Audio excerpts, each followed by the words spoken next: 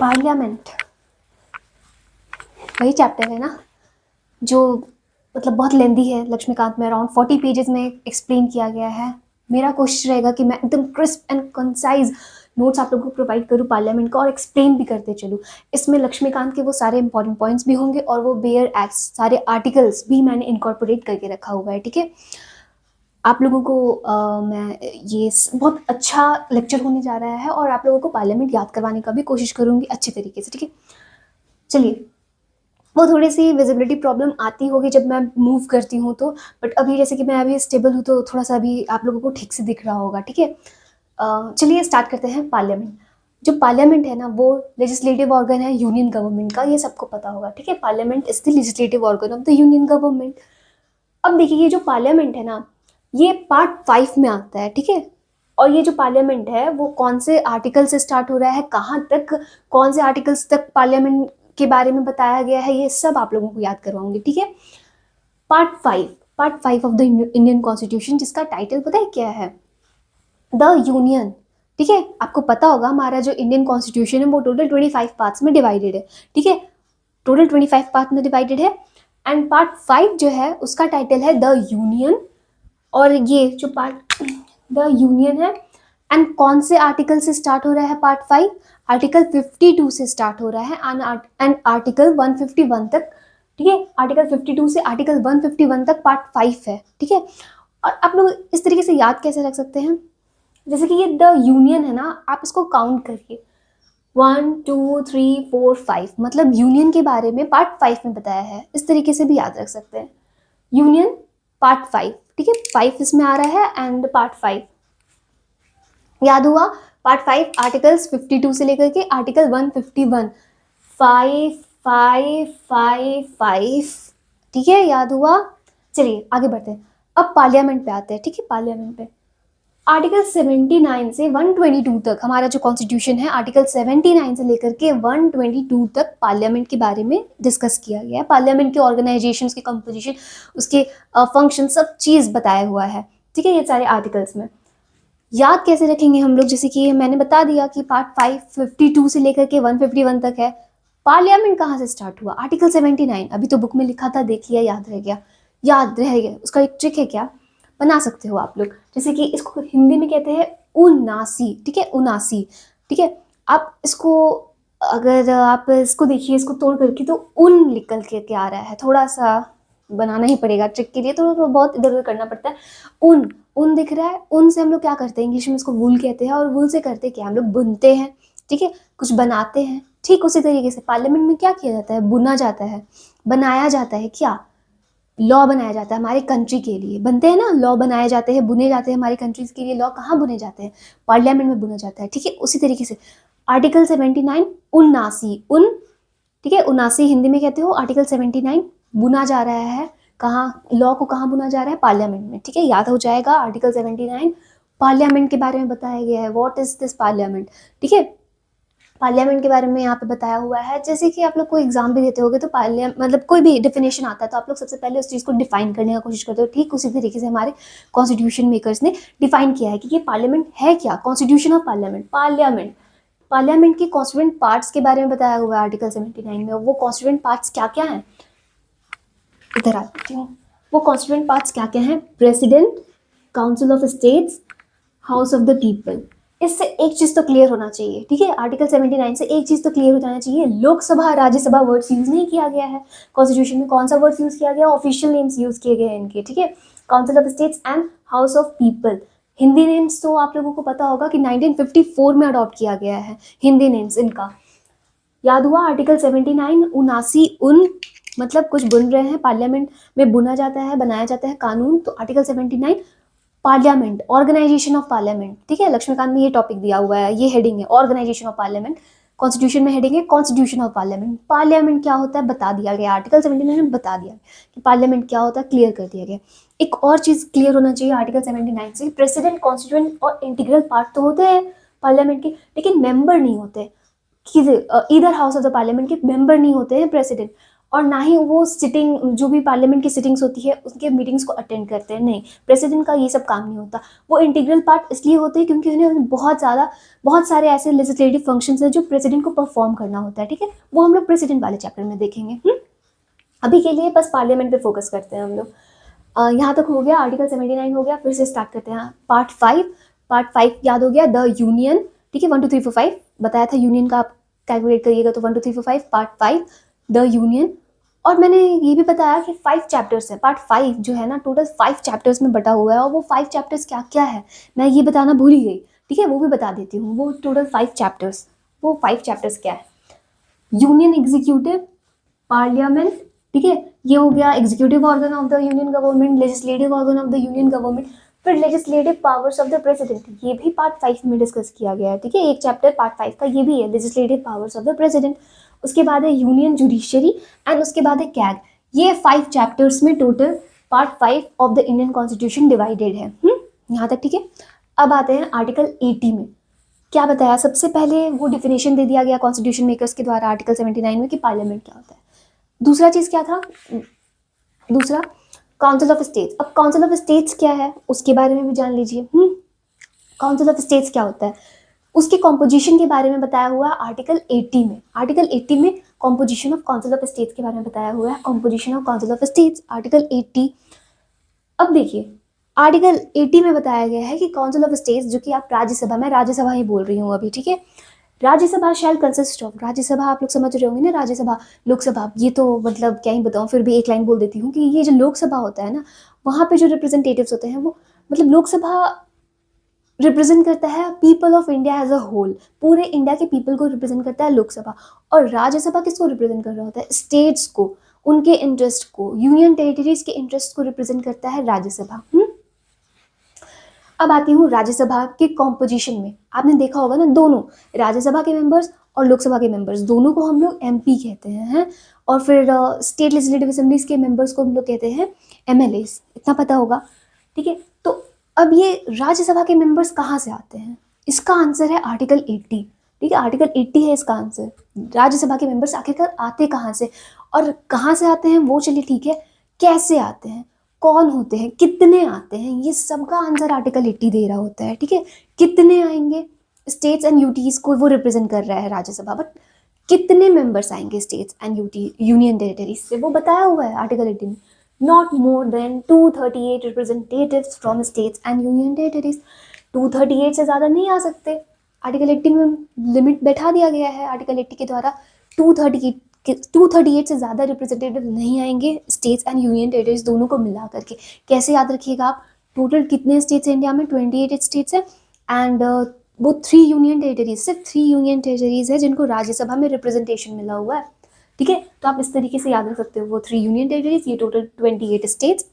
यहाँ से याद हुआ, not more than 238 representatives from states and union territories. फिर और क्या?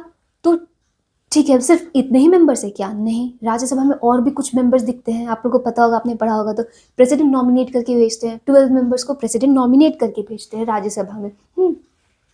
वो लोग क्या बोलूँ, वो लोग एक्सेलेंस हासिल किए होते हैं कुछ फील्ड में। वो 4 फील्ड कौन सा है वो भी बताया हुआ है हम आर्टिकल 80 में, कि वो 4 फील्ड्स क्या है। यहाँ पे क्या लिखा है? 12 members to be nominated by president from, वो 4 फील्ड क्या हैं जिस फील्ड से नॉमिनेट होकर के वो मेंबर्स आते हैं राज्यसभा में। और ये प्रोविज़न इसलिए दिया गया है ताकि वो जो भी लोग हैं, ठीक है, वो लोग इलेक्शन के प्रोसेस को बाईपास कर सके। ठीक है, इसलिए ये नॉमिनेशन वाला प्रोविज़न दिया हुआ है। Literature, arts, science, social science. अगर इसका आप लोग एक ट्रिक ले सकते हो तो आप एक देख सकते हो साल।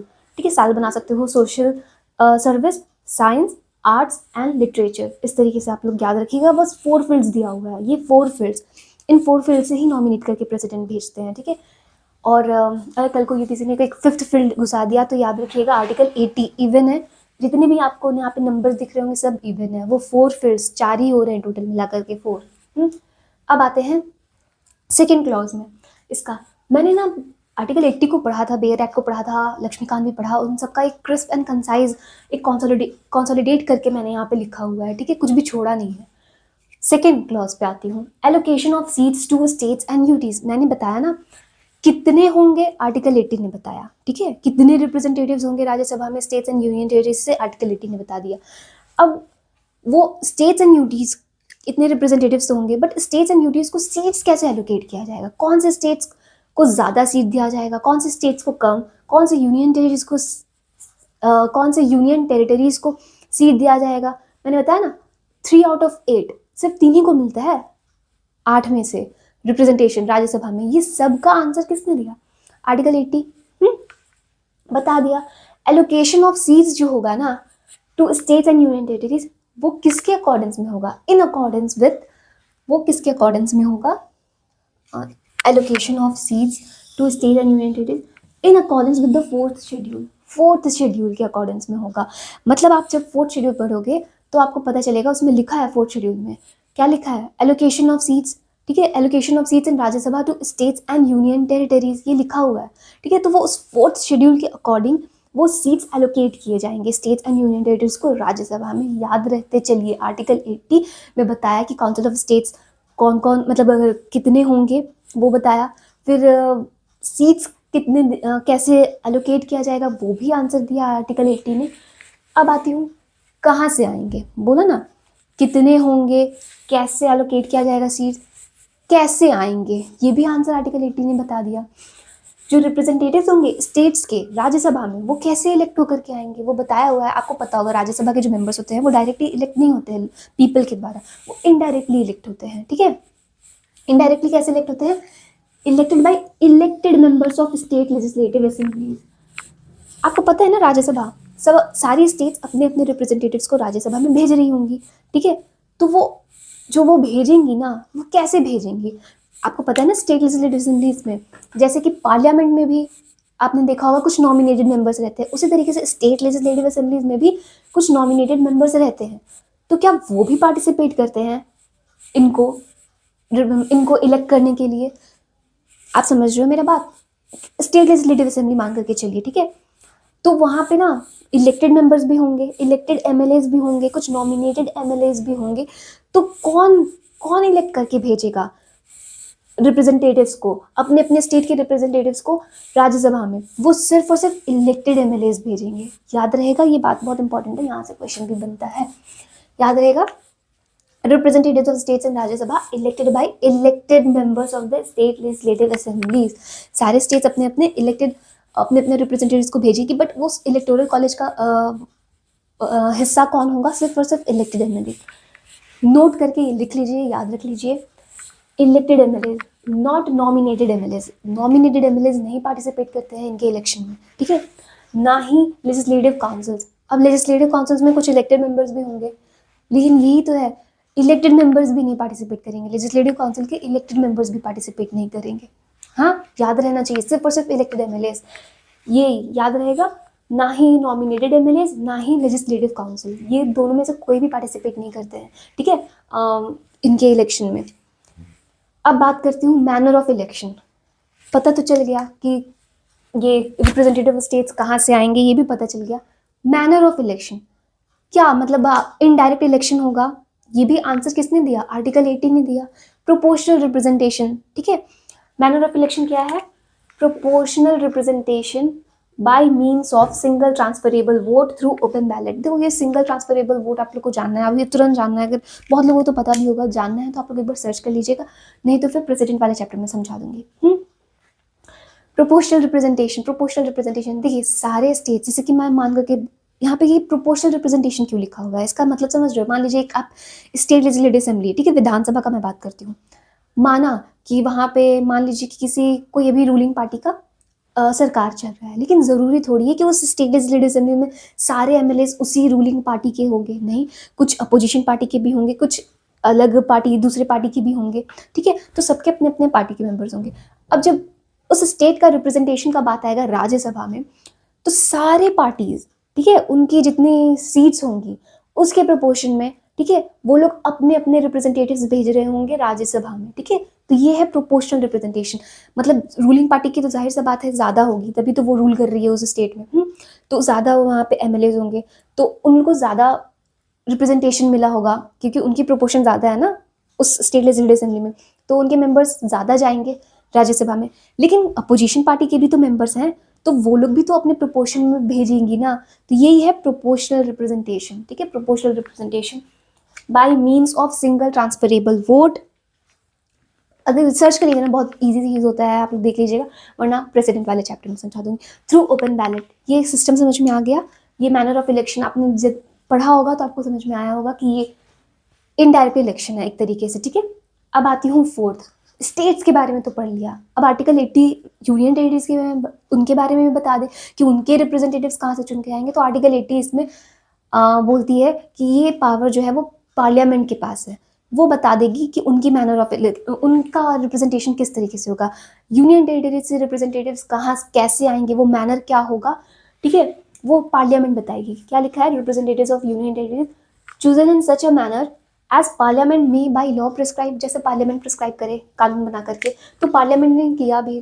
RPA 1950, ठीक है, representation of peoples act 1950 parliament ने इनैक्ट किया, और इसके मुताबिक पार्लियामेंट ने ये चीज़ क्लियर कर दिया कि जैसे स्टेट्स के रिप्रेजेंटेटिव्स आ रहे हैं ना, जिस तरीके से elected MLAs state legislative assemblies के इलेक्टेड MLAs चुन करके भेज रहे हैं, सेम उसी तरीके से यूनियन टेरिटरीज में भी जो इलेक्टेड होंगे, क्योंकि आपको पता है ना सिर्फ 3 ही यूनियन टेरिटरीज तो हैं जिनके पास लेजिस्लेटिव असेंबलीज है, तो जाहिर सा बात है इन 3 का तो रिप्रेजेंटेशन हो रहा है राज्यसभा में। तो उसी तरीके से इलेक्टेड MLAs वोट करेंगे, वो 3 यूनियन टेरिटरीज के जो इलेक्टेड MLAs होंगे वो वोट करेंगे अपना अपना।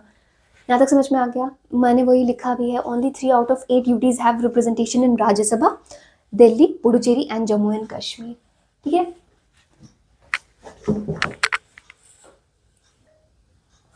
Article 81 composition of house of the people, ठीक है।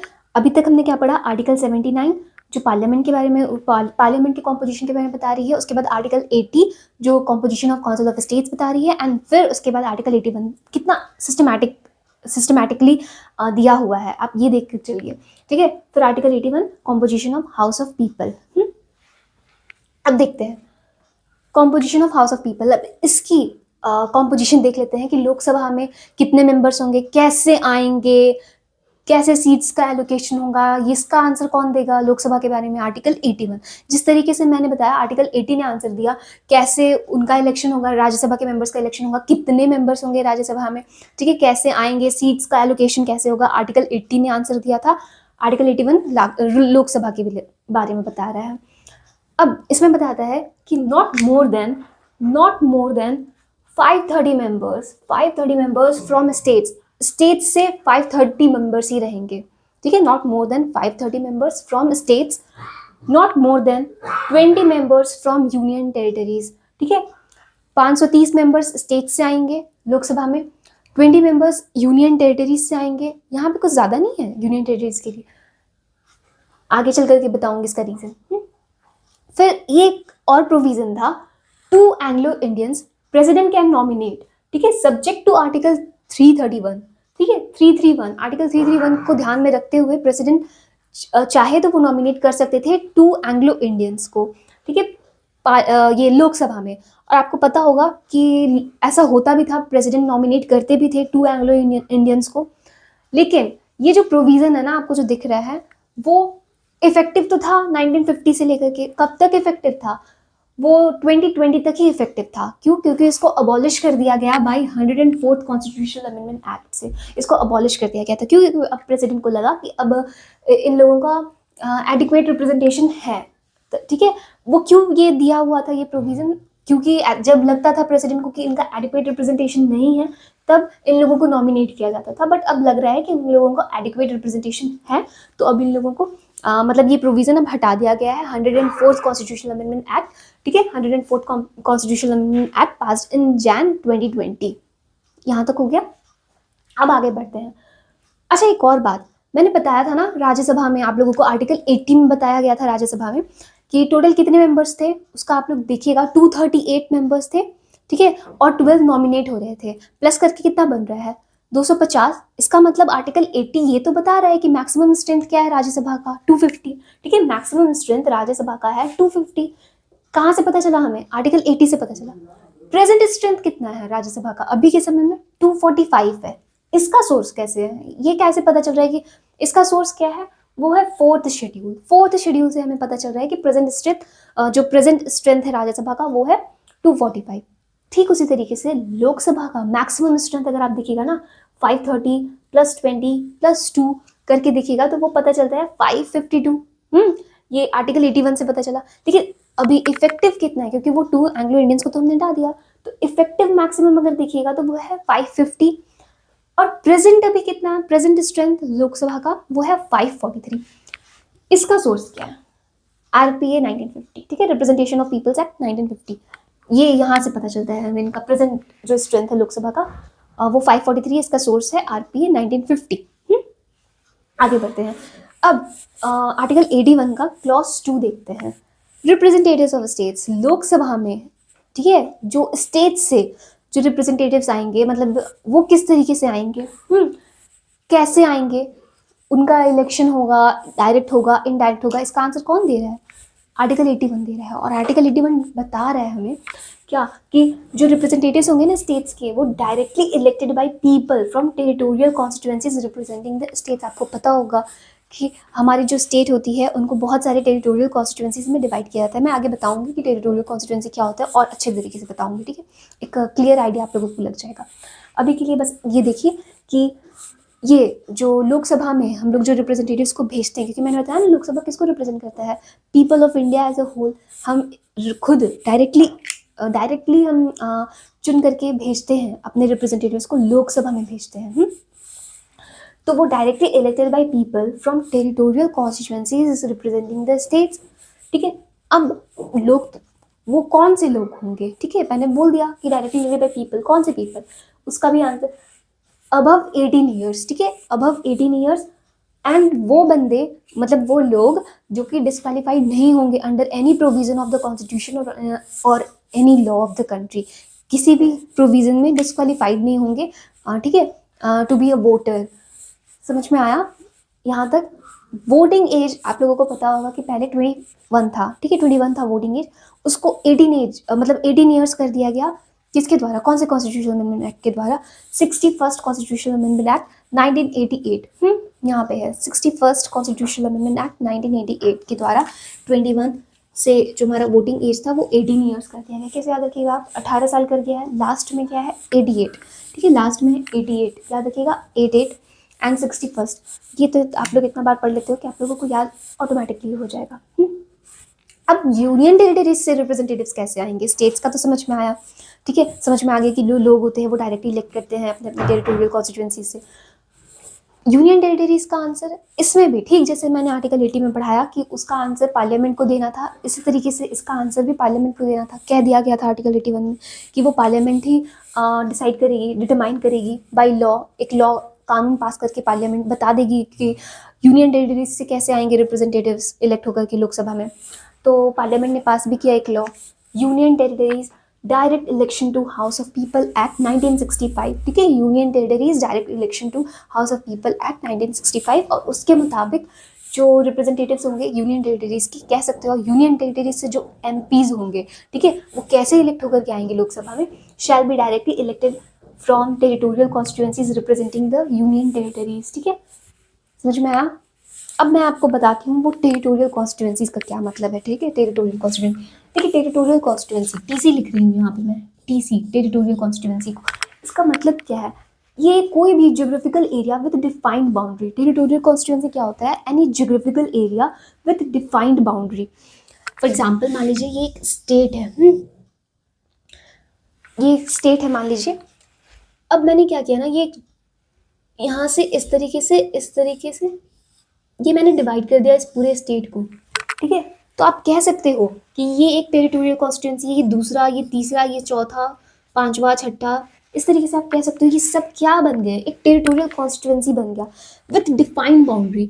अब ये बाउंड्री डिफाइंड होगा, मतलब ऐसे नहीं कि आप अपने मन से कुछ भी लाइन खींच दिया, कैसे भी स्टेट्स को बाइफरकेट कर दिया, नहीं, वो इसके जो क्या बोलूँ, इसकी जो डिवीज़न होगी स्टेट्स की टेरिटोरियल कॉन्स्टिट्यूएंसीज में, उसका भी रूल बताया गया है। अपने मन से नहीं आप लोग डिवाइड कर सकते हो स्टेट्स को किसी भी तरीके से, नहीं, वो जो टेरिटोरियल कॉन्स्टिट्यूएंसी में डिफाइंड बाउंड्री होगा। और वो डिफाइंड बाउंड्री कैसे डिफाइंड होगा, वो बाउंड्री बताया गया है कि वो मैनर जो होगा ना उसको डिवाइड करने का, वो उसका भी आंसर आर्टिकल 81 खुद देता है।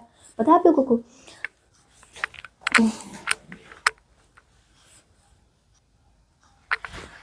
अब वो टेरिटोरियल कॉन्स्टिट्यूएंसीज किस तरीके से डिवाइड रहेंगी उसका भी आंसर आर्टिकल 81 देता है, ठीक है।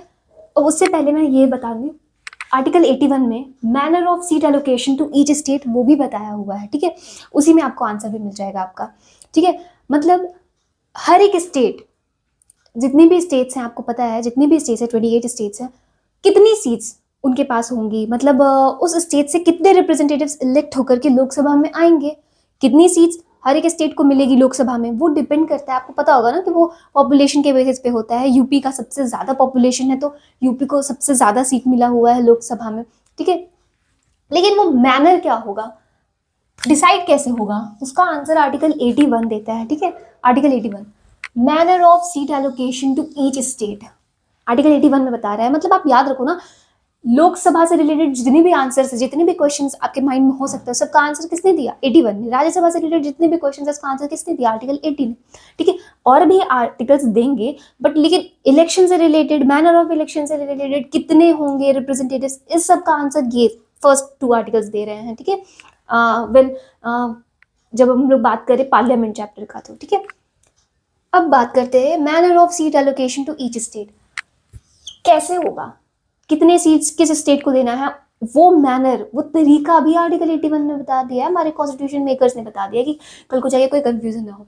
Ratio of number of seats upon population shall be practically same for all the states. इसका मतलब मैं समझाती हूँ, ठीक है। शैल बी प्रैक्टिकली, ये प्रैक्टिकली वर्ड बहुत इंपॉर्टेंट मुझे लगा। Same for all the states, क्या इसका क्या मतलब था? Number of seats upon population, मान लीजिए 2 स्टेट्स हैं, ठीक है। मान लीजिए यूपी ही है और मान लीजिए त्रिपुरा, ठीक है। आपको पता होगा ना शायद त्रिपुरा को एक ही सीट मिला हुआ है इसमें लोकसभा में, एक ही सीट का रिप्रेजेंटेशन है। तो ये जो हर एक त्रिपुरा को आपने एक दिया, यूपी को इतने सारे दिए हुए हैं, ठीक है। अराउंड मुझे याद नहीं है अभी उसका नंबर, बट ये जो डिफरेंस आ रही है वो क्यों आ रही है? इसका आंसर है ये, क्योंकि यहाँ पे बोला गया है आर्टिकल 81 में कि रेशियो ऑफ, कैसे आपको सीट अलॉट करना है हर एक स्टेट को, वो डिपेंड करेगा upon the number of seats upon population. क्योंकि आप सोच करके देखिए, यूपी का पॉपुलेशन बहुत ज़्यादा है। अगर आप मान लीजिए यूपी से आप ना सिर्फ एक ही रिप्रेजेंटेटिव अलाउ कर रहे हैं, ठीक है। Just imagine case of Tripura, ठीक है। यूपी के केस में इमेजिन करके देखते हैं, सिर्फ एक रिप्रेजेंटेटिव, और त्रिपुरा से भी एक रिप्रेजेंटेटिव। त्रिपुरा का पॉपुलेशन कितना कम है, यूपी का पॉपुलेशन कितना ज़्यादा है, आप समझ रहे हो? मतलब वो एक रिप्रेजेंटेटिव पूरे यूपी के पॉपुलेशन को रिप्रेजेंट कर रहा होगा, और वो जो एक रिप्रेजेंटेटिव आएंगे त्रिपुरा से, वो भी त्रिपुरा के कितने कम पॉपुलेशन है, सिर्फ उनको रिप्रेजेंट कर रहे होंगे, तो वो ठीक बात तो नहीं होगा ना। मतलब ये तो बहुत ही अनफेयर बात हुआ, ठीक है। तो इसीलिए बोला गया है कि जितने नंबर ऑफ सीट्स दो ना यार, उसके पॉपुलेशन के बेसिस पे दो, ठीक है। तो number of seats upon population shall be practically same for all the states. इस तरीके से देना कि वो जो रेशियो निकालो ना नंबर ऑफ सीट्स का अपॉन पॉपुलेशन का, वो प्रैक्टिकली सेम आए फॉर ऑल द स्टेट। समझ में आया? एंड अब बात करती हूँ स्टेट में आ जाओ, क्योंकि ठीक है स्टेट को भी तो कॉन्स्टिट्यूएंसीज में बांटना है, टेरिटोरियल कॉन्स्टिट्यूएंसीज में। वो कैसे डिसाइड होगा? मैंने बताया था उसका आंसर आर्टिकल 81, वो मैनर भी बताया गया है। Each state shall be divided into territorial constituencies in such a manner that population of each constituency upon number of seats shall be practically same within the state। अब आप देखिए, यहाँ पे देखिए, ठीक है। ये इस तरीके से देखिए, ये फर्स्ट स्टेट है, ये सेकेंड स्टेट है, ये बड़ा सा एक लार्ज स्टेट है, ये उसके कंपैरिजन में एक स्मॉल स्टेट है। तो इसमें जो टेरिटोरियल कॉन्स्टिट्यूएंसीज डिवाइड किए गए हैं, और इसमें मतलब ये जो एक जगह है, ठीक है, ये एक टेरिटोरियल कॉन्स्टिट्यूएंसी है, ठीक है, स्टेट 1 में, और यहाँ पे भी एक टेरिटोरियल कॉन्स्टिट्यूएंसी है स्टेट 2 में। यहाँ से भी एक रिप्रेजेंटेटिव चुन करके आ रहा है लोकसभा में, यहाँ से भी एक रिप्रेजेंटेटिव चुन करके आ रहा है लोकसभा में। लेकिन किस तरीके से? Number of seats upon population, वो पॉपुलेशन को ध्यान में रख करके वो सीट अलॉट किया गया। मतलब यहाँ से जो रिप्रेजेंटेटिव चुन करके आएगा, वो आप मान करके चलिए उतने ही, लगभग उतने ही पॉपुलेशन को रिप्रेजेंट कर रहा होगा जो यहाँ से एक रिप्रेजेंटेटिव चुन के आ रहा होगा, जो इस स्टेट से, इस टेरिटोरियल कॉन्स्टिट्यूएंसी से जो एक रिप्रेजेंटेटिव आ रहा होगा, वो भी लगभग प्रैक्टिकली सेम लिखा ना, लगभग मान के चलिए उतने ही अपने स्टेट के पॉपुलेशन को रिप्रेजेंट कर रहा होगा जितना इस स्टेट के रिप्रेजेंटेटिव कर रहे होंगे अपने टेरिटोरियल कॉन्स्टिट्यूएंसी की पॉपुलेशन को रिप्रेजेंट। समझ में आया? अब विद इन द स्टेट भी आते हैं। अब मान के चलिए ये एक टेरिटोरियल कॉन्स्टिट्यूएंसी है, ये भी है, ये भी है एक स्टेट के अंदर। अब ये जो रिप्रेजेंटेटिव होंगे वो भी इतने पॉपुलेशन को रिप्रेजेंट कर रहे हैं, बराबर के पॉपुलेशन को यहाँ वाला टेरिटोरियल कॉन्स्टिट्यूएंसी भी, ठीक है, यहाँ के जो रिप्रेजेंटेटिव होंगे जो इस टेरिटोरियल कॉन्स्टिट्यूएंसी से कॉन्टेस्ट कर रहे होंगे इलेक्शन, वो भी उतने ही बराबर के पॉपुलेशन को रिप्रेजेंट कर रहे होंगे। यही लॉजिक है कॉन्स्टिट्यूशन का, ठीक है। And each state shall be divided into territorial constituencies in such a manner that population of each constituency, हर एक constituency का जो population होगा upon number of seats shall be practically same within the state, वो practically same होना चाहिए within the state, state के अंदर भी वो सेम होना चाहिए। इससे क्या फायदा हुआ? कॉन्स्टिट्यूशन इंश्योर्स, इससे पता है क्या चल रहा है, आर्टिकल 81 से क्या पता चल रहा है, हमारे कॉन्स्टिट्यूशन मेकर्स ने इस तरीके से क्यों मैनर्स बता करके रख दिया? वो इसलिए ताकि इंटर स्टेट मतलब एक स्टेट का दूसरे स्टेट से, and intra state with in the state also uniformity in representation बनी रहे, ठीक है। यूनिफॉर्मिटी इन रिप्रेजेंटेशन मतलब सबको बराबरी का रिप्रेजेंटेशन मिले लोकसभा में, ये था मेन मोटो, ठीक है। ये था आर्टिकल 81।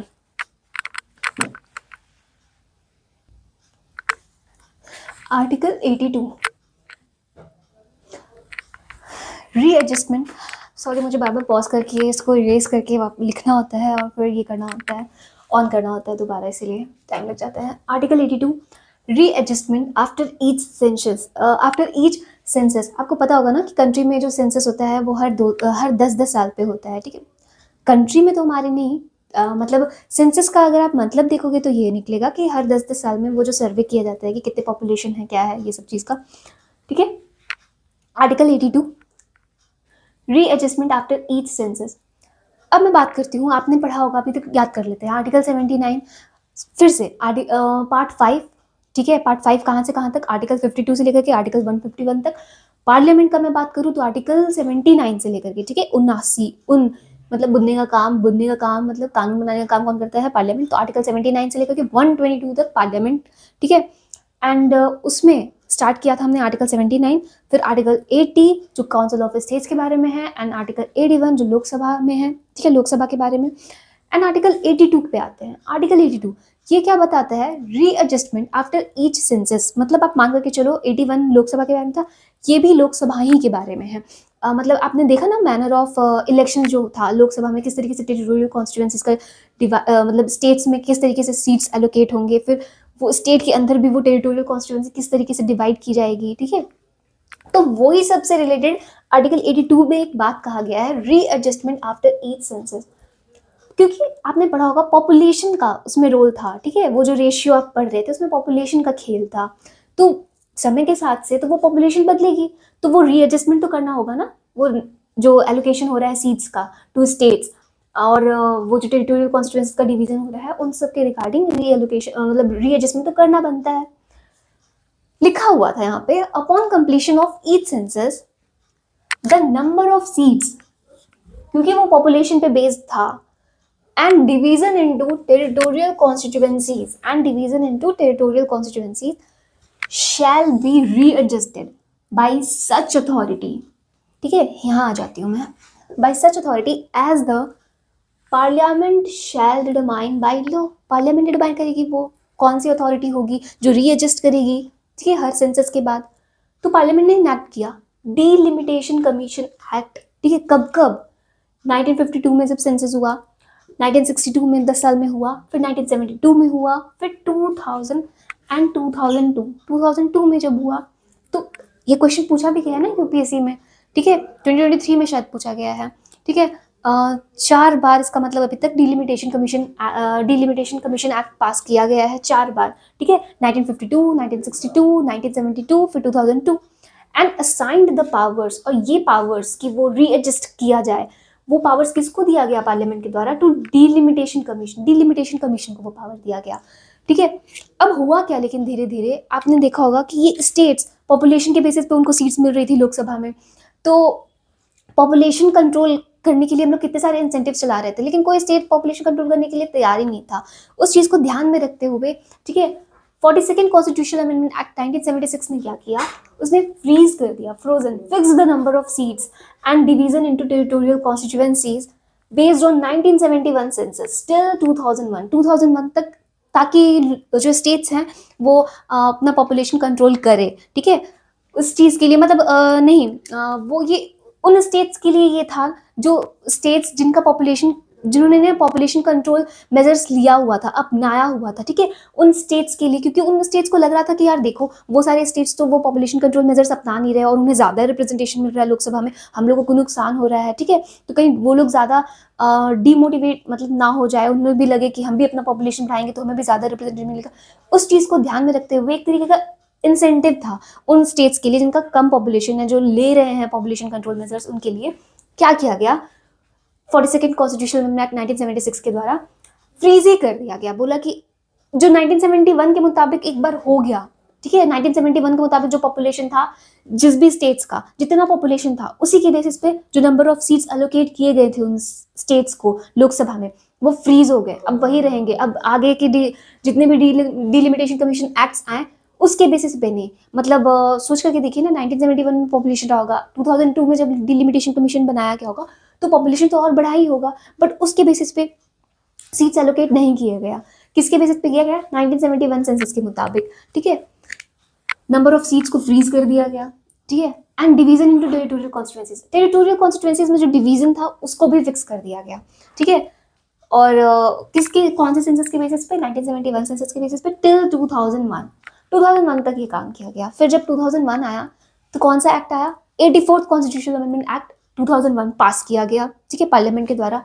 और उससे क्या हुआ, इसने एक्सटेंड कर दिया इस फ्रीज को, ये जो फ्रीज लगा हुआ था ना नंबर ऑफ सीट्स पे, मतलब जो स्टेट्स को सीट्स एलोकेट किया जा रही थी उनके पॉपुलेशन को ध्यान में रखते हुए लोकसभा में, वो अभी भी फ्रीज है, मतलब वो अभी भी उनके 1971 पॉपुलेशन के अनुसार से उनको सीट्स मिल रही थी लोकसभा में, ठीक है। Freeze on number of seats for another 25 years, मतलब 25 ईयर्स, अनदर 25 ईयर्स, मतलब 2026 तक ये फ्रीज है, ठीक है। मतलब आप समझ रहे हो, मतलब आज के समय में पॉपुलेशन कितना बढ़ गया होगा अगर देखा जाए उस समय से तो, लेकिन अभी भी जो यूपी या फिर जो त्रिपुरा, जितने भी स्टेट्स है, झारखंड, मध्य प्रदेश, उनको जो सीट्स मिली हुई है लोकसभा में, वो कौन से सेंसस, उनके कौन से पॉपुलेशन के बेसिस पे मिली हुई है, 1971 के बेसिस पे, 1971 वाले सेंसस की पॉपुलेशन के बेसिस पे उन्हें वो सीट्स मिली हुई है लोकसभा में। यहाँ तक हो गया। अब इस चीज़ देखो फिर क्या हुआ, लेकिन मुझे एक चीज़ नहीं समझ में आया कि ठीक है नंबर ऑफ सीट्स तो आप एलोकेट कर रहे हो, वो समझ में आया 1971 सेंसस में, टेरिटोरियल कॉन्स्टिट्यूएंसीज को तो अरेंज कर सकते हो ना, क्योंकि कई बार क्या होता है कि अब एक स्टेट है, यहाँ पे जो टेरिटोरियल कॉन्स्टिट्यूएंसीज है, यहाँ पे पॉपुलेशन थोड़ा घट गया, यहाँ ज़्यादा हो गया, यहाँ तो टेरिटोरियल कॉन्स्टिट्यूएंसीज में तो रीएडजस्टमेंट हो सकती है ना, तो वो अलाउ किया गया। 87th कॉन्स्टिट्यूशनल अमेंडमेंट एक्ट 2003 पास किया गया, और इसमें ना territorial constituencies have been demarcated based on 2001 census. Seats नहीं, नंबर ऑफ सीट्स नहीं जो स्टेट्स को एलोकेट हो रही, क्या टेरिटोरियल कॉन्स्टिट्यूएंसीज को 2001 सेंसस के मुताबिक अब ये डिमार्केट करना है, ठीक है। यहाँ तक समझ में आया।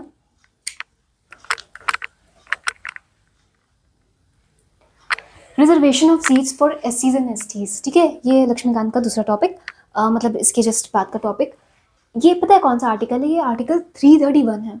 आप एक चीज़ याद रखिएगा, आर्टिकल 330 से लेकर के आर्टिकल 342 तक, ठीक है, 330 से लेकर के 342 तक, उसका जब आप लक्ष्मीकांत पीछे पढ़िएगा तो आपको पता चलेगा special provisions relating to certain classes, ठीक है, 330 से जो स्टार्ट होता है एंड 342 तक जो जा रहा है ना, वो आप मान करके चलिए कि कुछ certain special classes, certain classes से रिलेटेड, जैसे कि for example schedule caste, schedule tribes, या फिर वुमेन, या फिर ईडब्ल्यूएस, इन सब से रिलेटेड, इनके रिजर्वेशन से रिलेटेड सारी प्रोविजंस उन सारे आर्टिकल्स में डिस्कस की गई है, ठीक है। अब आती हूँ मैं आर्टिकल 331, ठीक है।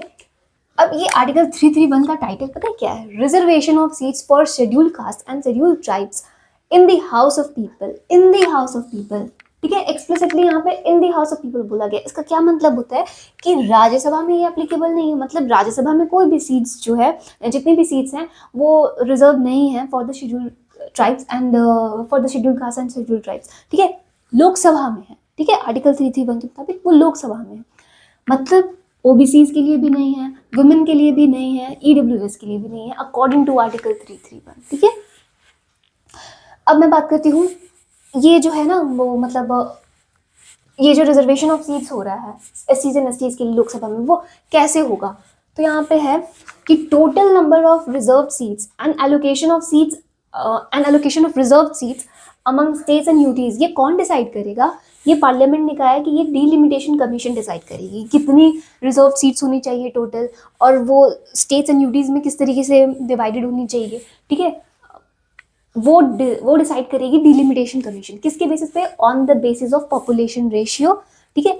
एंड सीट्स जो है ना, रिजर्व सीट्स जो डिलिमिटेशन कमीशन ने आइडेंटिफाई की है, वो सीट्स को have been reserved based on 2001 census. 2001 census के बेसिस पे ही वो उन सीट्स को रिजर्व किया गया है डिलिमिटेशन कमीशन के द्वारा। ये वीडियो बहुत ही लंबा चला गया है, अभी इतना ही रखती हूँ, फिर पार्ट 2 में हम लोग आगे डिस्कस करेंगे, ठीक है? Thank you.